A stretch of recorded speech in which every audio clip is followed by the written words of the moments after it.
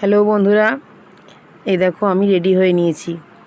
কারণ মনে অনেক আনন্দ নিয়ে আমি একজনের উদ্দেশ্যে একজনের সাথে দেখা করবো বলে বেরিয়েছি। তাকে তোমরা সবাই চেনো, প্রবাসী ঘরকন্যা মৌহাদি। ঠিক আছে, তো আমি তো খুব আশা নিয়ে গেছি যে হয়তো মৌহাদির সাথে দেখা অবশ্যই করতে পারবো। তো যাই হোক, রাস্তা দিয়ে তো যাচ্ছি, অনেকটা রাস্তা পুরো ঘুরেছি, কিন্তু কোনো জায়গাতেই বাড়ির ঠিকানাটা ঠিকভাবে তো ঠিক জানি না। তো সেই জন্যে কাউকে ঠিক করে বলতেও পারছি না। কয়েকটা স্ক্রিনশট দিয়ে ছবি তুলে নিয়ে গেছিলাম। তো সেই ছবি দেখিয়েই সবাইকে আর কি বলছি, যেরকম কেউ কি চেনো এনাদেরকে, কেউ কি চেনো? তো কেউই চিনতে পারছে না।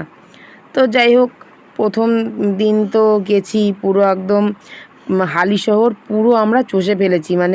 হালিশহরের পাঁচমাথা মোড় থেকে শুরু করে যে মন্দিরটাতে প্রণাম করেছিল মানিক দাদা, তো সেই মন্দিরটায় পর্যন্ত আমি আর আমার ননদ।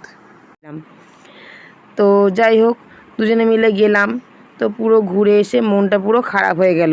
তারপর লাস্টে দেখলাম সন্ধে হয়ে গেল। তো তখন আর কি করব, তার জন্য দুজনে মিলে ঠিক করলাম তাহলে চলো বাড়ি চলে যাই। যখন আর পেলামই না, হতাশা হয়ে চলে আসলাম একরাশ মন খারাপ নিয়ে। তো যাই হোক, মন খারাপ নিয়ে বাড়িতে তো চলে আসলাম। ওর বাড়িতে তেঁতুলতলায় শ্বশুর বাড়ি, তো সেখানে নেমে গেল, আর আমি আমার বাড়ি চলে আসলাম। তো চলে আসার পর মনে মনে ঠিক করলাম হাল ছেড়ে দেবো না, দিদির সাথে দেখা করতেই হবে। তো দিদি এই এসেছে, আবার বাড়ি চলে গেলে তখন তো আর দেখা করতে পারবো না। তো তার জন্য তো বাড়ি এসে মাথা ঠান্ডা করে ভাবলাম যে নেক্সট দিনকে আবার যাব। তো সেই জন্যে নেক্সট দিন আবার একজনকে রেডি করেছি আমার সাথে যাওয়ার জন্য। তো যাই হোক, তো চলো নেক্সট দিন এই যে আবার বেরিয়ে পড়েছি রেডি হয়ে।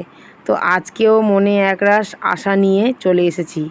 তো যাই হোক, এই দেখো আজকে একদম পুরো একদম সামনাসামনি পুরো বাড়ির একদম কাছাকাছি চলে গেছি।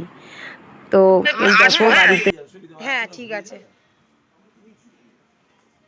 আর দুঃখের বিষয় আমার আম গাছে আম নেই, যে কটা আম ছিল। হ্যাঁ, এই আম গাছে তো মেহার রামা বসে থাকতো। আর এবার চুরি করে নিয়ে গেছে। সবসময় গাছের মধ্যে বসে থাকতো। তো মনটা পুরো খুশি হয়ে গেল, বাড়ি চিনে নিয়েছি। আবার যদি কোনো না কোনো দিন আসে ঠিক দেখা করব।